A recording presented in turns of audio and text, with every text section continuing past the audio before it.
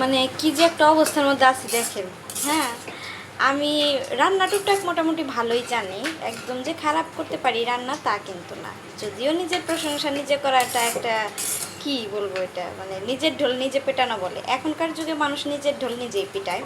তো আম্মু সকালবেলা রুটির খামির করে রেখে গেছে। আম্মু গেছে আব্বুর সাথে একটু বাজারে। তো আমি আর আমার টুনটুনি, মানে আমার ছোট মামি, তাকে আমি নাম ধরেই ডাকি, সে আমার থেকেও ছোট, তো এর কারণেই নাম ধরে ডাকি, আমরা দুই বান্ধবীর মতো।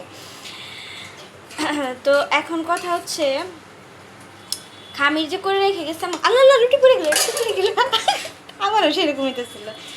তো এই যে দেখেন অবস্থাটা দেখেন। হ্যাঁ, এটা এই ভাজিটা হচ্ছে দেখেন কি সুন্দর, আল্লাহ আমার এই ঘোলা হয়ে রয়েছে, দাঁড়াও একটু মুইসা দিই, ভিডিওর মাঝখানে মুইসা দিলাম।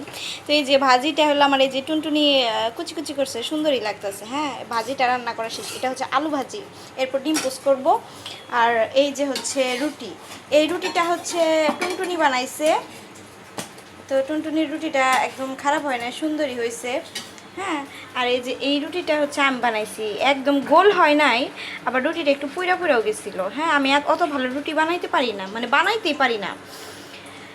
তো কথার মধ্যে কথা হচ্ছে আপনার, রুটি তো সিরা সিরাই খাইতে হবে, তাই না চাঁদনি?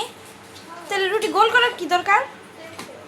তো এটাই আর কি আমার কথা, রুটি হলো গোল করার কোনো দরকার নাই, রুটি হলো আমরা ই করেই খাবো, ছিঁড়ে ছিঁড়েই খাবো। তো এটা গোল করার কোনো প্রয়োজন আমি মনে করি না, আপনারা অযথায় এত রুটি। হ্যাঁ,